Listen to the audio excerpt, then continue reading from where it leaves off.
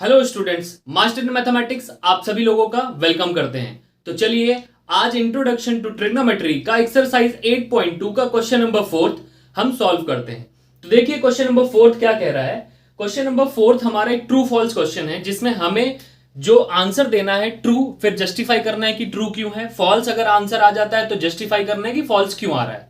जैसे यहां लिखा है कि साइन ए प्लस बी, क्या साइन ए प्लस साइन बी की तरीके से लिखा जा सकता है कि नहीं लिखा जा सकता है। तो चलिए सॉल्व करते हैं। मान लेते हैं कि लेट ए हम 30 डिग्री ले लेते हैं और बी जो एंगल है वो मैं 60 डिग्री ले रहा हूं।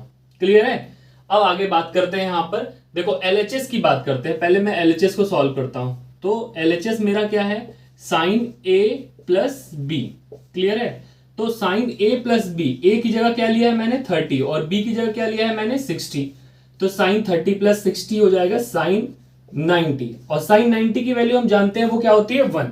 तो एलएचएस मेरा जो एलएचएस पार्ट है वो 1 आ गया। अगर आरएचएस भी मेरा 1 आ जाता है तो इसका मतलब ये चीज ट्रू है, वरना फॉल्स हो जाएगी। तो अब लेते हैं हम अपना आरएचएस। तो लिखा है साइन ए प्लस साइन बी। तो इसका मतलब हो गया साइन ए का मतलब है 30 डिग्री और बी का मतलब क्या है साइन बी, जो कि हो जाएगा साइन 60 डिग्री। साइन 30 का मतलब आपको पता होना चाहिए, ठीक है। तो इसके लिए आपको वो ट्रेबल याद होनी चाहिए, वरना ये पार्ट आपका नहीं हो पाएगा। तो देखिए ये लिखा है साइन 30, साइन 30 का मतलब होता है 1/2 और साइन 60 का मतलब होता है √3/2। क्लियर है। अब देखो डिनोमिनेटर सेम है तो हम न्यूमरेटर को डायरेक्ट ऐड कर सकते हैं।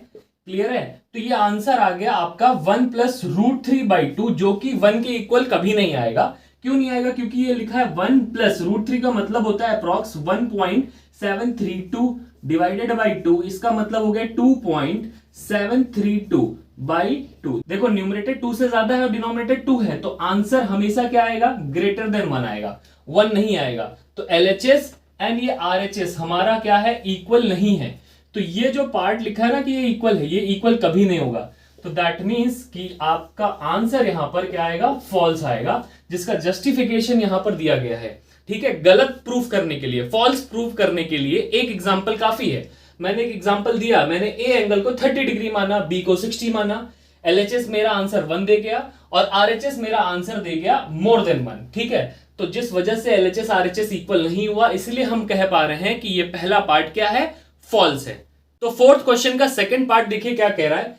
कह रहा है कि साइन थीटा की वैल्यू बढ़ती है जैसे जैसे मैं थीटा बढ़ाता हूं। मतलब थीटा बढ़ाने का मतलब क्या है कि थीटा को एक बार 0 पे रख के देखना है, थीटा को एक बार 30 पे रख के मैं देख लेता हूं, थीटा को एक बार मैं 45 पे रख के चेक करता हूं, थीटा को एक बार 60 पे रखता हूं और थीटा को एक बार 90 पे रख के चेक करते हैं कि क्या साइन थीटा की वैल्यू बढ़ रही है जैसे जैसे मैं थीटा बढ़ा रहा हूं।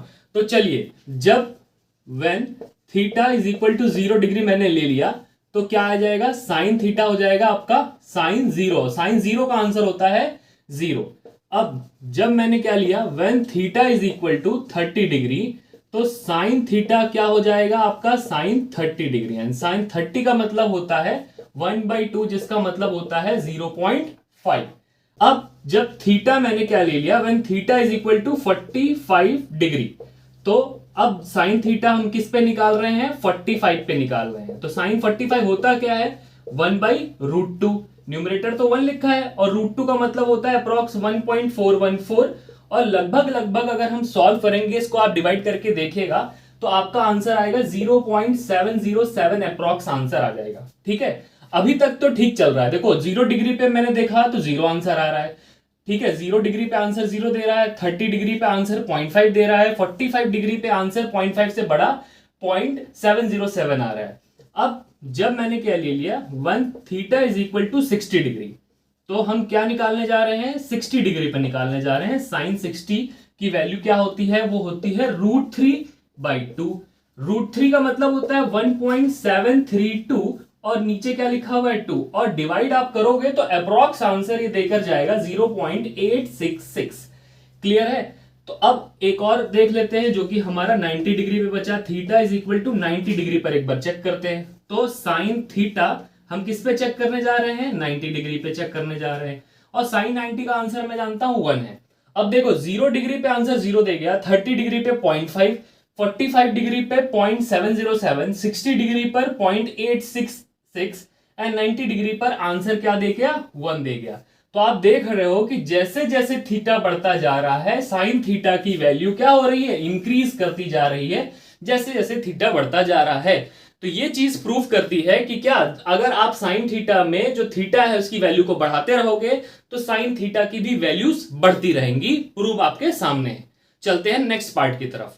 तो थर्ड पार्ट आपकी स्क्रीन पर है, तो देखिए थर्ड पार्ट कह क्या रहा है। थर्ड पार्ट ये है कि the value of cos theta increases as theta increases.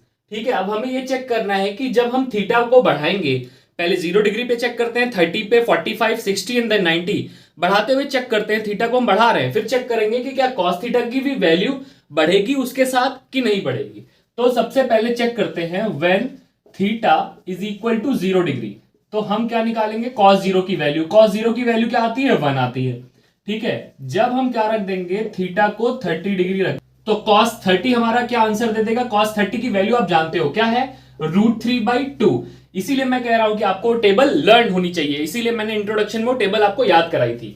ठीक है, तो cos 30 की वैल्यू होती है √3/2, और इससे थोड़ी देर पहले मैंने आपको सॉल्व करके बताया था कि √3 का मतलब होता है 1.732 अप्रॉक्स, और ये 2 और डिवाइड करेंगे तो आंसर आएगा 0.866 के आसपास लगभग आएगा।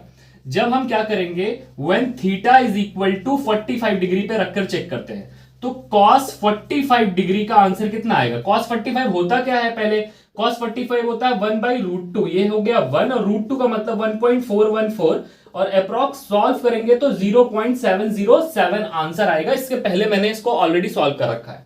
ठीक है, तो अब बात करेंगे कितने पर, थीटा को रख देते हैं एक बार 60 डिग्री पर। जब थीटा 60 डिग्री पे होगा तो cos 60 की वैल्यू क्या आएगी, cos 60 होती है 1/2, और 1/2 को डिवाइड करेंगे तो आएगा आपका आंसर 0.5।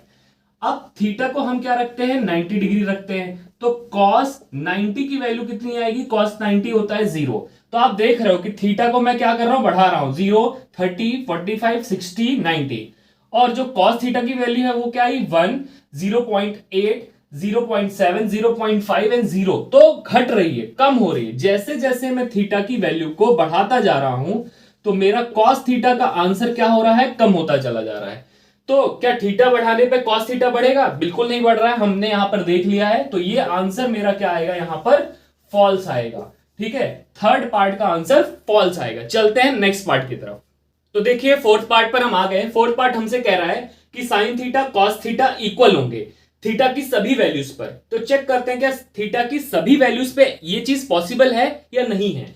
सबसे पहले मैं क्या ले रहा हूं, थीटा को 0 डिग्री लेके चलता हूं। ठीक है, अब आपको पता है कि साइन 0 का आंसर कितना होता है, साइन 0 डिग्री का आंसर होता है 0, और कॉस 0 डिग्री का आंसर कितना आता है, 1 आता है। तो यहां पर क्वेश्चन बोल रहा था कि साइन थीटा कॉस थीटा बराबर है थीटा की सभी वैल्यू पे। मैंने पहली वैल्यू 0 ले ली, और ये दोनों चीजें क्या है, इक्वल नहीं आ रही हैं।